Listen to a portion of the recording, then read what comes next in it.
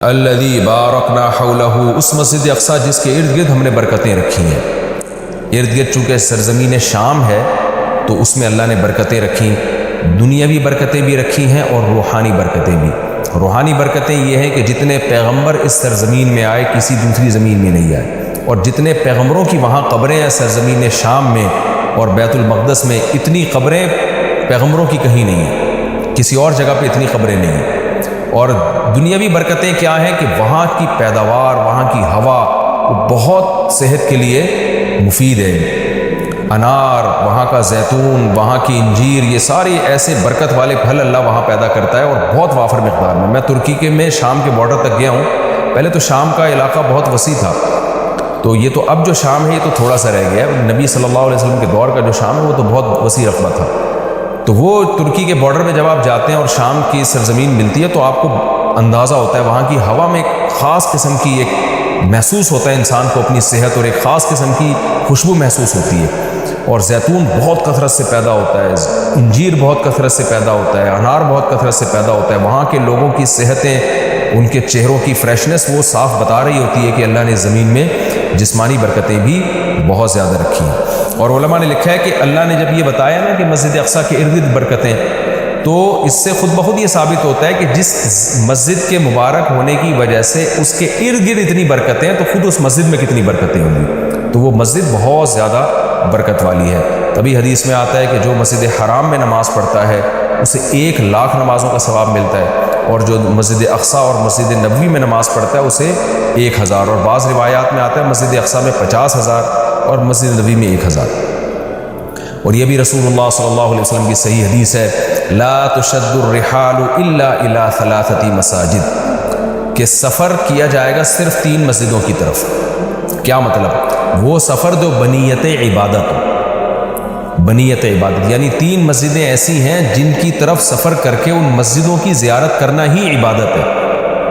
ویسے تو کوئی بھی مسجد ہو آپ ویسے دیکھنے کے لیے چلے جائیں، اس کو سفر کر کے بھی انسان جا سکتا ہے ویسے ہی دیکھنے کے لیے بھئی مسجد کیسی بنی ہے، خوبصورت ہے یا نہیں،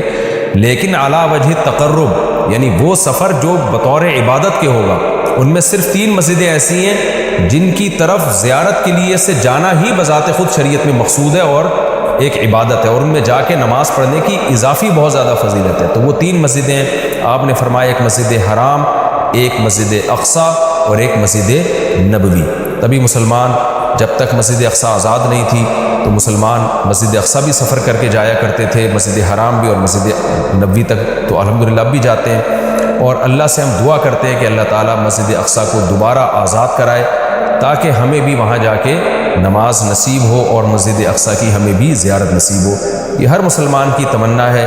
اور بہت سے لوگوں کو اللہ نے یہ توفیق دی ہے، وہاں جاتے ہیں، اور بہت سے لوگ اس زیارت سے محروم ہیں۔ تو ہم یہ دعا کرتے ہیں کہ اللہ تعالیٰ وہ مبارک مسجد جس کی طرف اللہ اپنے حبیب صلی اللہ علیہ وسلم کو معجزاتی طور پر لے کر گیا، اور خاص طور پر ہمارے حبیب صلی اللہ علیہ وسلم کو وہاں نماز پڑھوائی گئی معجزاتی طور پر، اللہ ہمیں بھی اس مقدس سرزمین کی زیارت کی توفیق نصیب فرمائے اور ہمارے لیے آسان فرمائے۔ آگے اللہ فرماتے ہیں لِنُرِيَهُ مِنْ آیَاتِنَا، ہم نے یہ سفر اس لیے کرایا تاکہ ہم محمد صلی اللہ علیہ وسلم کو اپنی نشانیوں میں سے کچھ نشانیاں دکھائیں۔ وہ نشانیاں یہی ہیں کہ جو معراج کی رات آپ کو دکھائی گئی، پیغمبروں کی زیارت کروائی گئی، جنت جہنم دکھائی گئی، تو یہ ساری بڑی بڑی نشانیاں تھیں۔ خود معراج خود ایک بڑی نشانی ہے۔ إِنَّهُ هُوَ السَّمِيعُ الْبَصِيرُ، اللہ تعالیٰ خوب سننے والا اور دیکھنے والا ہے۔ یعنی انسان تو محتاج ہے کہ جب تک اسے سنایا نہ جائے وہ سن نہیں سکتا، دکھایا نہ جائے وہ دیکھ نہیں سکتا۔ تو پیغمبر صلی اللہ علیہ وسلم بھی خود سے نشانیاں نہیں دیکھ سکتے، اللہ نے دکھائیں، اللہ نے سنائی، لیکن اللہ وہ ذات ہے جو سمیع بھی ہے اور بصیر بھی، اسے وہ ہر وقت ہر چیز کو دیکھ بھی رہا ہے اور ہر وقت ہر چیز کو سن بھی رہا ہے۔ آگے اللہ تعالیٰ ارشاد فرماتے ہیں وَآتَيْنَا مُوسَى الْكِتَابَ، یہ پیغمبروں کا سلسلہ نیا نہیں ہے، پرانا ہے۔ ہم نے محمد صلی اللہ علیہ وسلم کو جیسے کتاب دی ہے اور محمد صلی اللہ علیہ وسلم کو نشانیاں دکھا رہے ہیں، تو آپ سے پہلے موسیٰ علیہ السلام کو بھی ہم کتاب دے چکے ہیں۔ اور بیت المقدس کا تذکرہ ہے نا، تو یہودی بیت المقدس پہ ہمیشہ سے دعویٰ کرتے رہے کہ بیت المقدس تو ہمارا ہے اور اس میں تو ہمارے پیغمبر مدفون ہیں، تو اس کا بھی اللہ جواب دے رہے ہیں کہ ہم نے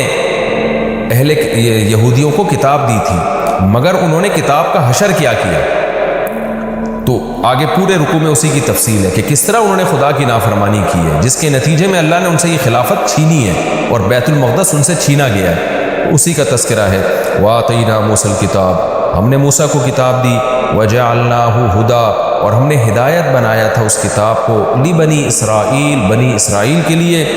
اللہ تتخذوا من دونی وکیلا، اور ان سے کہا تھا میرے سوا کسی کو کارساز نہ بنانا، اللہ ہی سے دوستی لگانا، اللہ ہی کو اپنا وکیل یعنی کارساز سمجھنا کہ اللہ ہی تمہارے کام بنائے گا بگاڑے گا، لہذا اللہ ہی سے بنا کے رکھنا ہے۔ وکیل کہتے ہیں جو آپ کے کام بنانے والا ہوتا ہے۔ تو جب اللہ پہ اعتماد اور توکل کرو گے، اللہ ہی کو کارساز سمجھو گے، تو پھر ظاہر ہے اس کی اطاعت بھی کرو گے نا،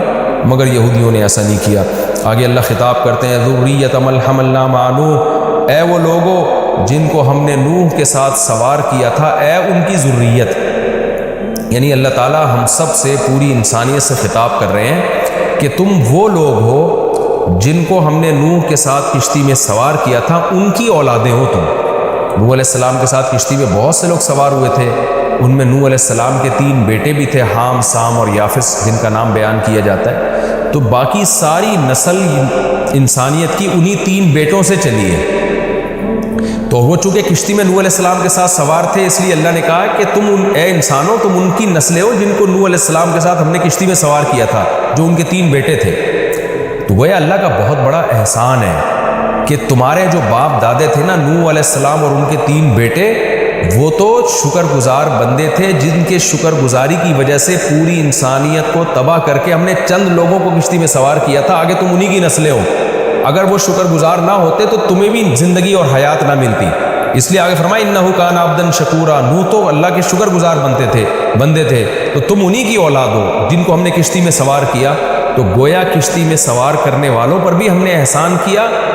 اور تم پر بھی ہم نے احسان کیا، کیونکہ اگر ان کو ہم کشتی میں سوار نہ کرتے اور طوفان میں غرق کر دیتے تو تم بھی پیدا نہ ہوتے۔ تو اللہ تعالیٰ ہمیں ترغیب دے رہے ہیں کہ تمہارے باپ شکر گزار تھے، جن کی وجہ سے ان کو اور ان کے بیٹوں کو میں نے کشتی میں سوار کر کے بچایا، تو انہی کی وجہ سے میں نے تمہیں بھی بچایا۔ تو اے ان لوگوں کی ذریت، اے ان لوگوں کی نسلوں جن کو میں نے نوح کے ساتھ کشتی میں سوار کیا تھا، نوح شکر گزار آدمی تھے۔ تو کیا مطلب، تم بھی میری آیات کو غور سے سنو اور تم بھی شکر گزار بنو۔ تو آگے نیا مضمون شروع ہو رہا ہے، وَقَضَيْنَا إِلَىٰ بَنِي إِسْرَائِيلَ فِي الْكِتَابِ لَتُفْسِدُنَّ فِي الْأَرْضِ مَرَّتَيْنِ۔ اس میں نیا مضمون ہے کہ ہم نے بنی اسرائیل کو بتا دیا تھا کہ تم زمین میں فساد مچاؤ گے، تم ناشکری کرو گے، جس کی وجہ سے تم پر اللہ کے عذاب آئیں گے۔ تو بنی اسرائیل نے ان باتوں پر عمل نہیں کیا جس کی وجہ سے ان پر قوم مسلط ہو کر ان کو عذاب چکاتی۔